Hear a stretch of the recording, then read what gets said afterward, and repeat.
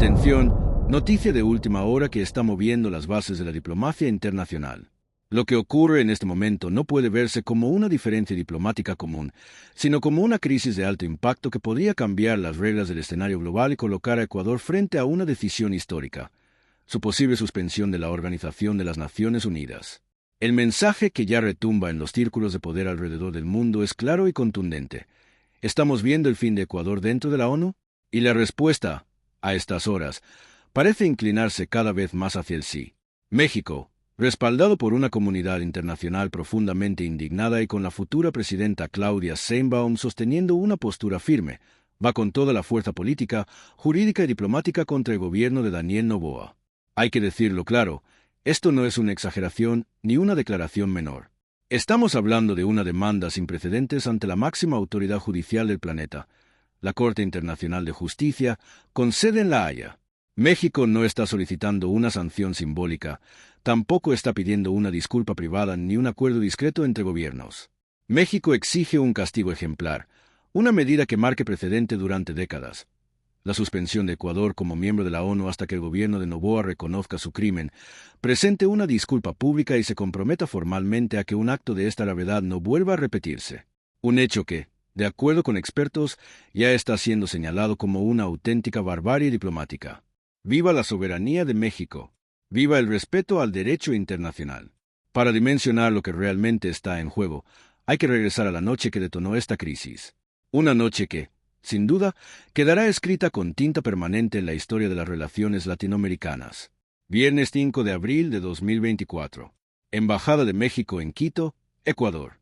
Un espacio protegido por el derecho internacional, una sede diplomática que representa territorio soberano mexicano y que, durante décadas, ha estado amparada por tratados que sostienen la convivencia pacífica entre naciones desde hace más de 60 años. Pero esa noche, esos principios fueron pisoteados.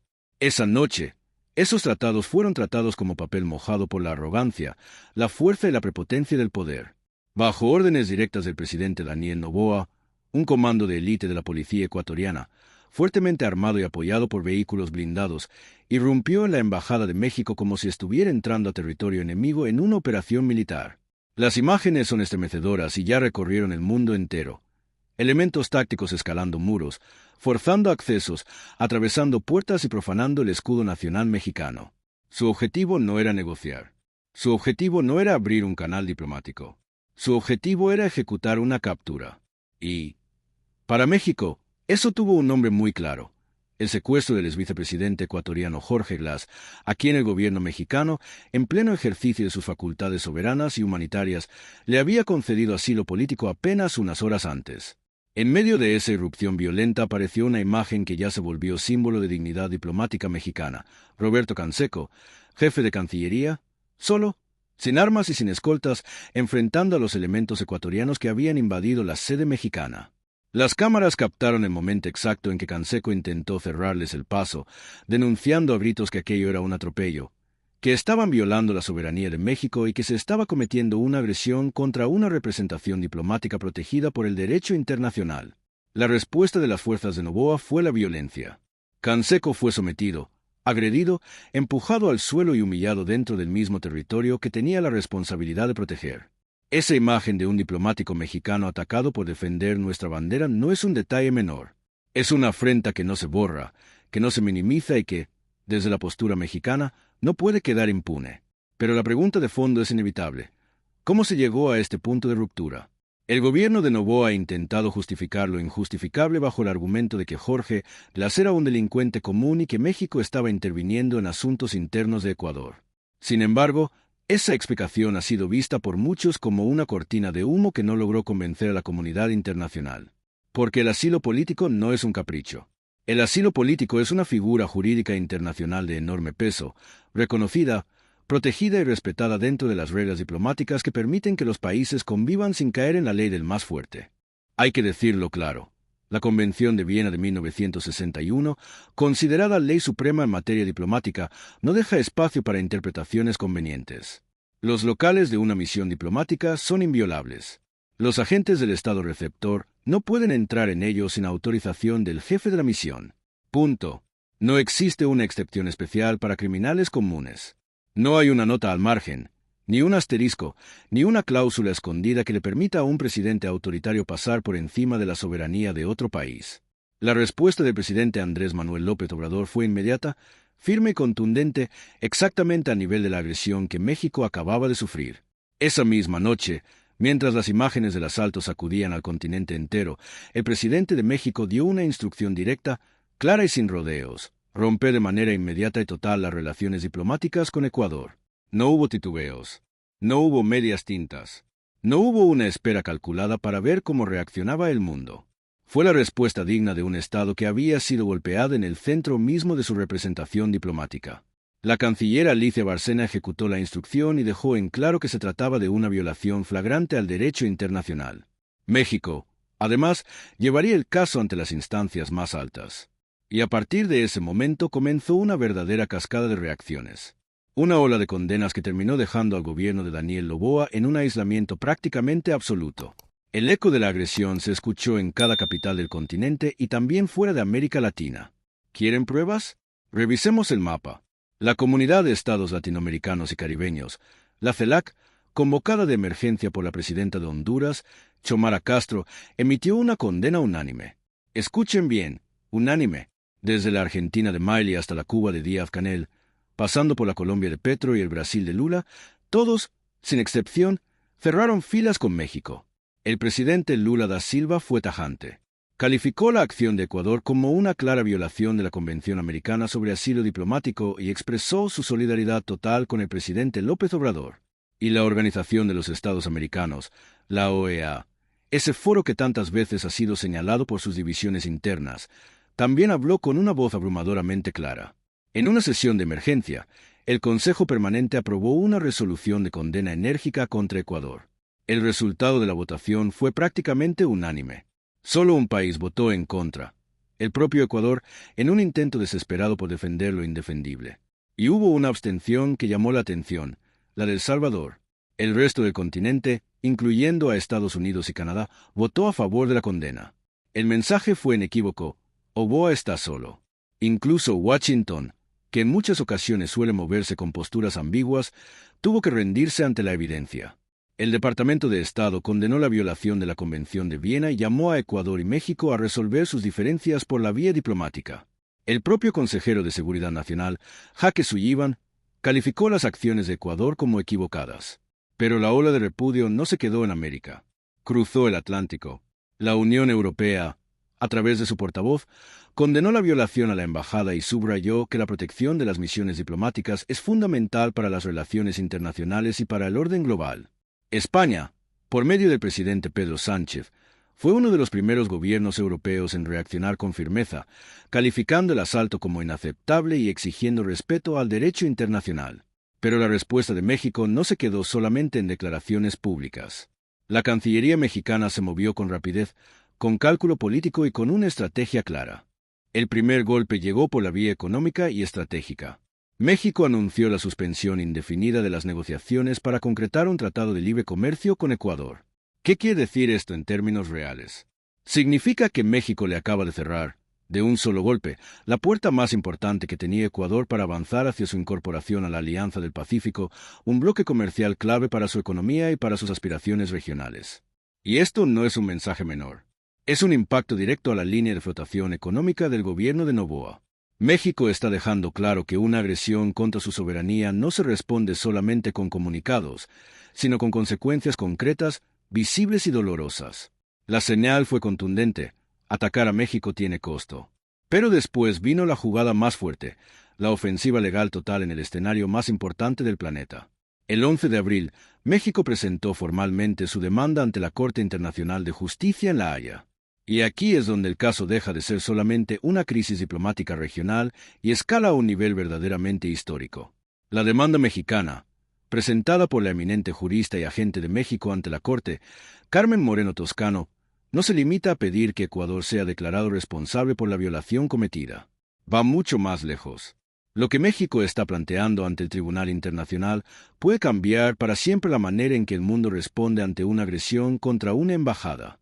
Vamos a desglosar las peticiones, porque lo que está sobre la mesa es histórico.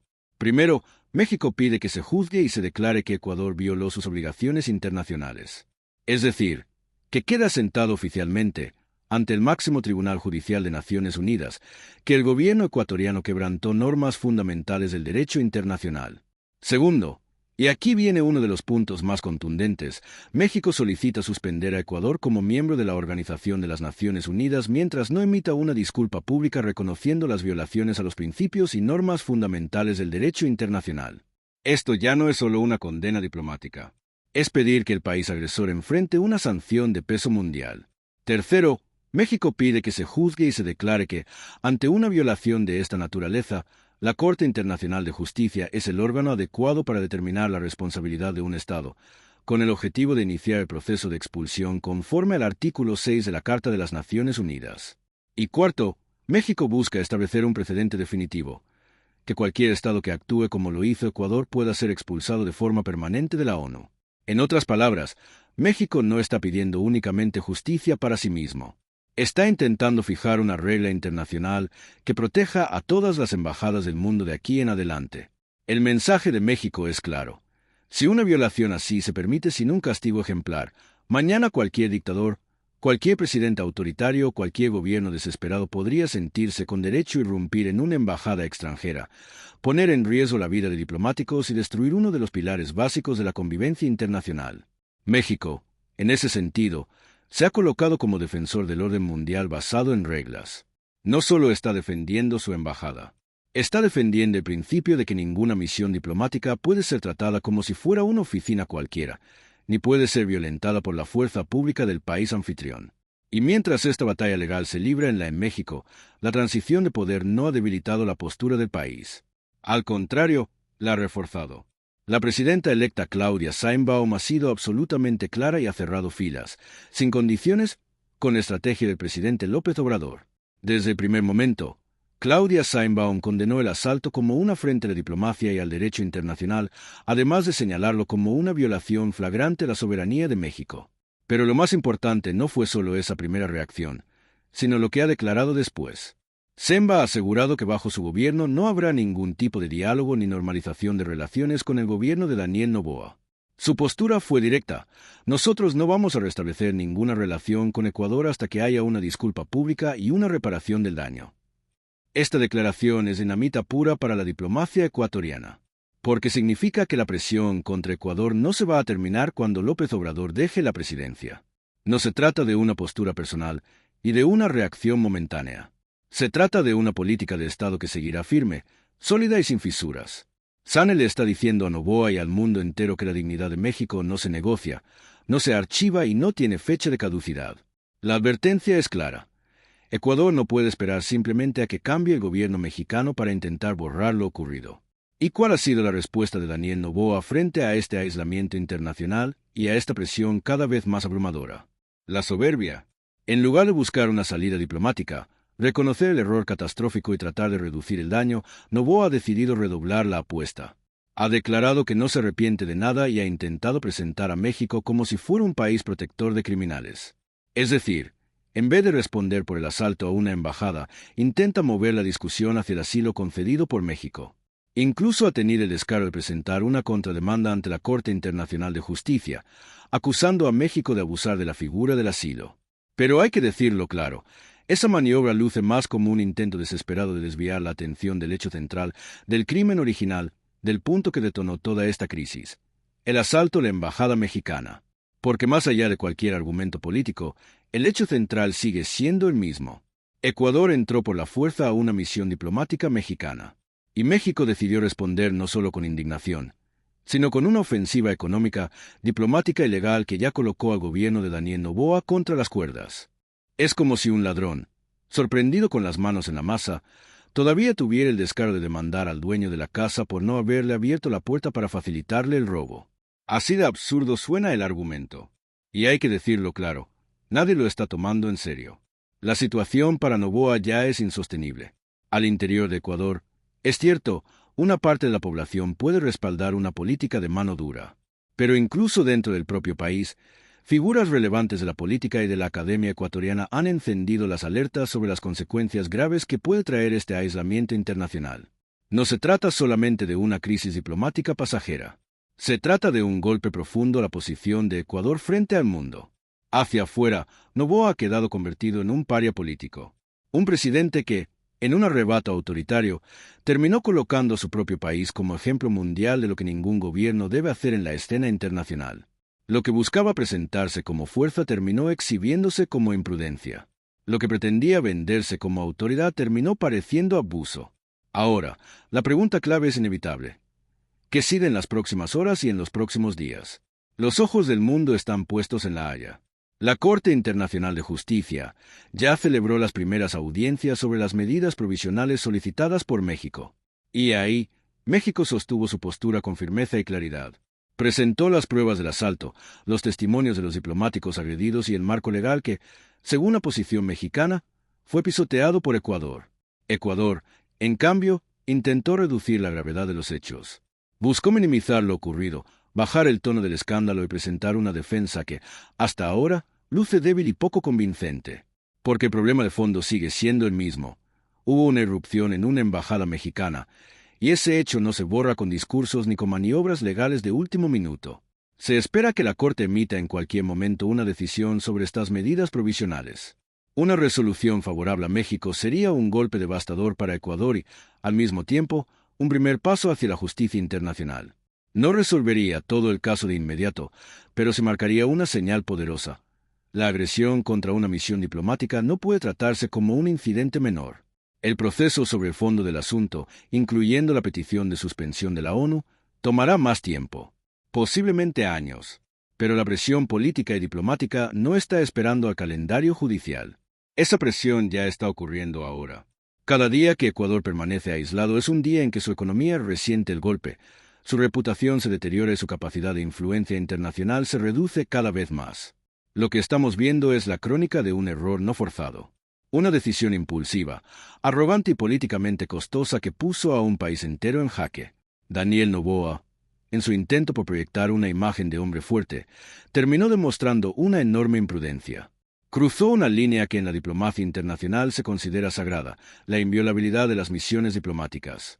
La postura de México, por otro lado, se ha presentado como una respuesta de dignidad, firmeza y apego al derecho.